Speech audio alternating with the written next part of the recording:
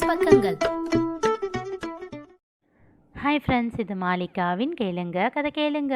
மானஸ் எழுதிய மலரே மௌனமா, அத்தியாயம் 52. நான் இல்லையா அக்கா என்று கேட்ட கணேஷை அப்பொழுதுதான் கவனித்தாள் தளிர். அவனை கண்டதும் அவள் கண்கள் குளம் கட்டிவிட்டன. கணேஷ் என்றவள் அவனை நோக்கி செல்ல போனாள். இரு இரு, நானே வரேன், நீ உட்காரு என்று விட்டு அவளிடம் ஓடினான். அவனை கட்டிக்கொண்டாள். எப்படிடா வந்த, யார் கூட வந்த என்றாள் ஆர்வமாக வாசலை பார்த்தவாறு. அவள் கன்னத்தை பற்றி திருப்பி தன்னை பார்க்கச் செய்தான். அதெல்லாம் யாரும் வரல, செல்வம் அம்மா தான் கூட்டிகிட்டு வந்தாரு. அம்மா கிட்ட கௌசிக் வீட்டுக்கு போறதா சொல்லிட்டு வந்துட்டேன். ஓ என்றவள் முகத்தில் அவ்வளவு சந்தோஷம். நீ எப்படிக்கா இருக்க? நல்லா இருக்கேன்டா. எனக்கு அத்தானை பிடிச்சிருக்குக்கா. நீ என்கிட்ட கூட சொல்லாமல் கல்யாணம் பண்ணிக்கிட்டு போனதும் எனக்கு கோபமாக வந்துச்சு. பட் அத்தானை பார்த்ததும் சமாதானமாகிட்டேன். ஹேண்ட்ஸமாக இருக்காருல்ல, அதான். அப்புறம் பேசுறது கூட சோ ஸ்வீட். அவள் பார்வை அவனை தழுவியது. அவன் புன்னகையோடு அவர்களிடம் வந்தான். தேங்க்ஸ் என்றாள் அவனிடம். அவனுக்கு எதுக்குடி தேங்க்ஸ், மாமா தானே கூட்டிகிட்டு வந்துச்சு என்றாள் மலர். மாமாவுக்கு இவர் சொல்லித்தானே எனக்கு கணேஷை பிடிக்கும்னு தெரிஞ்சிருக்கும். நான் இவர்கிட்ட தான் ஒரு நாள் சொன்னேன். ஓஹோ அப்படி, ரைட் ரைட், நீங்கள் நடத்துங்க. இருவரும் பார்வையாலேயே கதை பேசி கொண்டனர். அன்று ஒரு நாள் இரவு நேரம் கழித்து உறங்க வந்த தளிரிடம் கேட்டான் செந்தில். என்னதான் நாளைக்கு சண்டே ஸ்கூல் லீவுன்னாலும் இவ்வளோ லேட்டாக தூங்குறது? அன்று முத்தம் தந்த பிறகு இருவரும் மீண்டும் அதேபோல் நெருங்கவில்லை என்றாலும் இருவருக்குள்ளும் ஒரு இணக்கம் உருவாகி இருந்தது. சகஜமாக பேச ஆரம்பித்து இருந்தனர். அவ்வப்போது கண்களால் களவாடி கொண்டனர். சில சமயங்களில் காதல் மொழிகள் கூட பரிமாறப்பட்டன. எளிமையாக சொல்ல வேண்டும் என்றால் இருவரும் காதலர்களைப் போல் சுற்றி கொண்டு இருந்தார்கள். விளக்கை எல்லாம் அணைத்துவிட்டு அவள் வந்து படுக்க அவளை பார்த்தவாறு படுத்து கொண்டான் செந்தில். என்ன பண்ணிக்கிட்டு இருந்தான்னு கேட்டேன். அது ஒன்றும் இல்லைங்க, மலர் பேசிக்கிட்டே இருந்தாங்களா, அதான் டைம் போனதே தெரியல. அவ கூட நல்லா செட் ஆகிட்ட போல. அவங்க கூட இருக்கிறது ரொம்ப பிடிச்சிருக்கு, அவங்க பேசுறது ரொம்ப பிடிச்சிருக்கு. ஏன், நீ இந்த வீட்டுக்கு வந்ததும் உன்னை அரவணைச்சிக்கிட்டாளே, அதனாலயா? அதுவும் ஒரு காரணம். வேற என்ன? அவங்க பேசுகிறப்போ என் தம்பி பேசுகிற மாதிரியே இருக்கு. அவன் இப்படித்தான், எவ்வளோ பெரிய விஷயத்தையும் சீரியஸாக எடுத்துக்கவே மாட்டான். பார்த்துக்கலாம்னு ஈஸியாக சொல்லுவான். அதுக்கப்புறம் நமக்கே சே இவ்வளோதானான்னு தோணிடும். மலரும் அப்படியே தான் இருக்காங்க. சிரித்து கொண்டே கூறினாள். உனக்கு உன் தம்பியை பிடிக்குமா? ரொம்ப பிடிக்கும். இங்கே வந்த புதுசில் எல்லாம் ஏதோ தெரியாத ஒரு கிரகத்தில் வந்து தனியாக மாட்டிக்கிட்ட மாதிரி ஃபீல் பண்ணுவேன். முதல்ல அவன் என்கிட்ட பேசலை, மெல்ல என்னை பார்த்து சிரிக்க ஆரம்பித்தான். அப்புறம் சித்தி கிட்ட பாடத்தில் டவுட் இருக்குன்னு சொல்லிட்டு என்கிட்ட பேச ஆரம்பித்தான். உங்கள் சித்தி ஒன்றும் சொல்லலையா? நான் அவங்க கிட்ட கேட்கவா இல்லை டியூஷன் அனுப்புறீங்களான்னு கேட்டான். எதுக்கு வேஸ்ட்டாக பணம் ஃபீஸுக்கு செலவு பண்ணணும்னு விட்டுட்டாங்க. அதுக்கப்புறம் அவன் மட்டும்தான் எனக்கு துணை. அவனுக்கு பசிக்குதுன்னு சொல்லி ஏதாச்சும் சாப்பிட வாங்கி கொண்டு வருவான். 2 பேரும் சேர்ந்து சாப்பிடுவோம். கொஞ்சம் மாசம்னாலும் என் மேலே ரொம்ப பாசமாக இருந்தான். ஆமாம், அன்னைக்கு பேக்கரியில் பார்த்தப்போ உன் கூட இருந்தானே, அவனா? சின்ன பையனாக இருந்தான். ஆமாம், 10 வயசு தான் ஆகுது. எங்கள் அப்பாவுக்கு சித்தி கூட கல்யாணம் ஆகும்போதே எனக்கு 7 வயசு. அதுக்கப்புறம் ஒரு 2-3 வருஷம் கழித்து பிறந்திருப்பான் போல. ஓ, அவன் பிறந்ததெல்லாம் உனக்கு தெரியாதா? இல்லை என்றவள் அதன் பிறகு பேச்சை மாற்றிவிட்டாள்.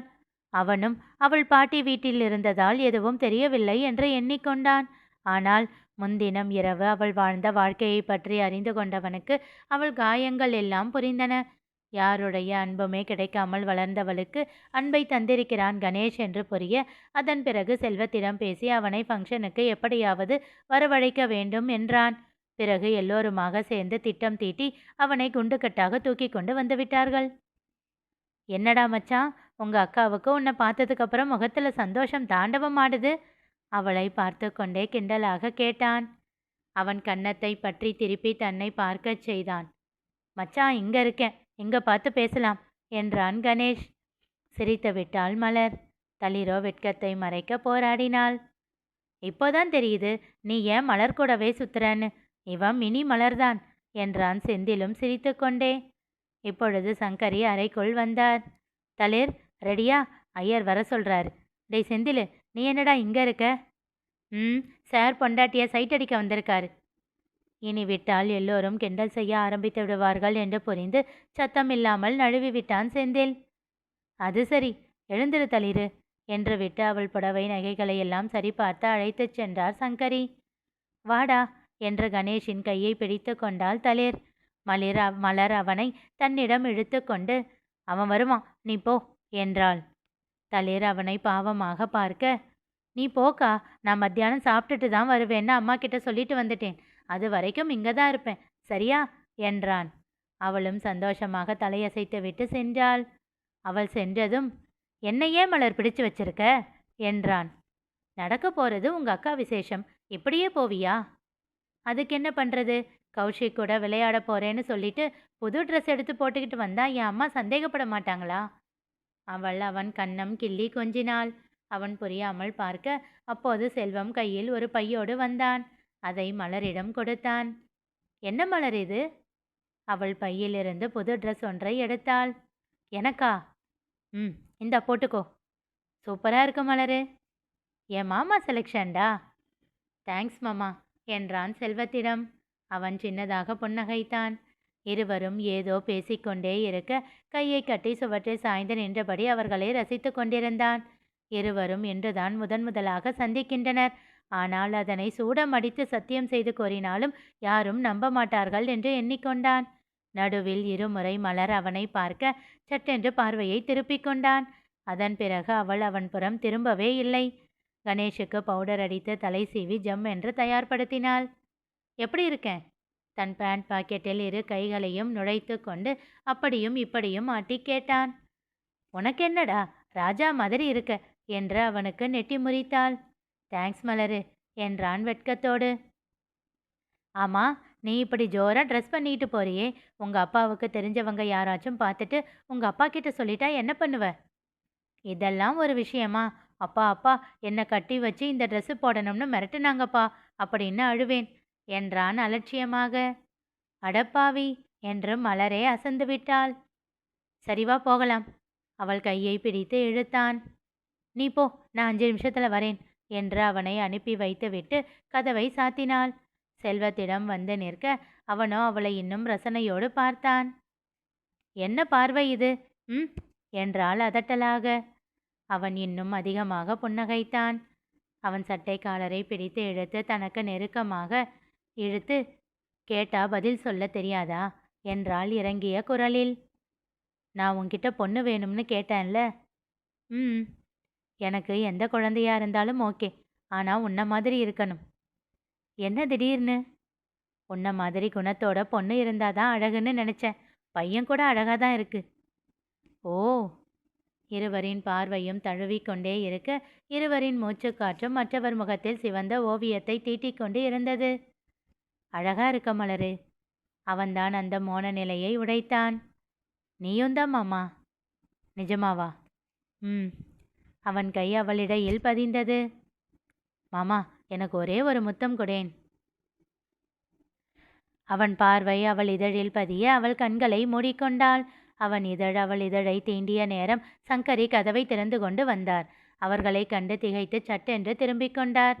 செல்வம் விலக, என்ன மாமா என்றாள் கிறக்கமாக அவன் சட்டையை இறுக்கி பிடித்தபடி. ஏதோ சத்தம் கேட்டுச்சு மலரு. இவ்வளோ மேளம் சத்தத்தில் உனக்கு மட்டும் ஏதாச்சும் சத்தம் கேட்கும், போ மாமா என்றவள் அவளே முத்தம் கொடுக்க சத்தம் காட்டாமல் கதவை சாத்தி கொண்டு வெளியே சென்று விட்டார் சங்கரி. சிறிது தூரத்தில் சென்று நின்று கொண்டவருக்கு மனதில் அவ்வளவு சந்தோஷம். மகளின் சந்தோஷமான வாழ்க்கையை தவிர அவருக்கு வேறு என்ன வேண்டும்? அப்போது சாம்பவி வந்தாள். அத்தை, மலரை பார்த்தீங்களா? அம்மா கூப்பிடுறாங்க. இங்கே தான் எங்கேயாச்சும் இருப்பா, வருவா, நீ போ. உங்கள் ஃபோன் கொடுங்க, ஃபோன் பண்ணி பார்க்குறேன். அதெல்லாம் வேண்டாம், இந்த சத்தத்தில் அவளுக்கு கேட்காது. நான் பார்த்து கூட்டிகிட்டு வரேன், நீ போ என்று அனுப்பி வைத்தவர் அங்கேயே நின்று கொண்டார். சில நிமிடங்களில் இருவரும் வெளியில் வந்தனர். செல்வத்திற்கு அழைப்பு வர ஃபோனில் பேசிக்கொண்டே சென்று விட்டான். மலர் மட்டும் மேடையின் அருகில் சென்றாள். எங்கடி போன? எவ்வளோ நேரமாக தேடுறது? ஒரு இடத்துல இருக்க மாட்டியா என்று கடிந்து கொண்டார் தங்கமணி. ஐயய்ய, இப்போ எதுக்கு அத்தை கத்துற? நான் எங்கே ஊருக்கு போயிட்டேன், இங்கே தானே இருக்கேன். ஆமாம், இங்கே தான் இருக்க, ஆனால் எங்கன்னு தான் தெரியல. நீ வர்ற வரைக்கும் நாங்கள் எல்லாரும் காத்துக்கிட்டு இருக்கணுமா? அவர் கோபமாக கேட்க, அதை கேட்ட சங்கரியின் முகத்தில் வருத்தம் படர்ந்தது. ஏன் காத்துக்கிட்டு இருக்க முடியாதா? நான் இந்த வீட்டோட மூத்த மருமக, தெரியுமில்ல? சொல்லிவிட்டு அவர் பதிலை எதிர்பார்க்காமல் தளிரிடம் சென்று விட்டாள். தங்கமணியின் முகம் இறுக்கத்தை தழுவ, சிவலிங்கத்தின் இதழிலோ மெல்லியதாக ஒரு புன்னகை அரும்பியது. இனி நிகழப்போவது என்ன தெரிந்து கொள்ள தொடர்ந்து கேளுங்க. கதை கேளுங்க. மீண்டும் சந்திப்போம்.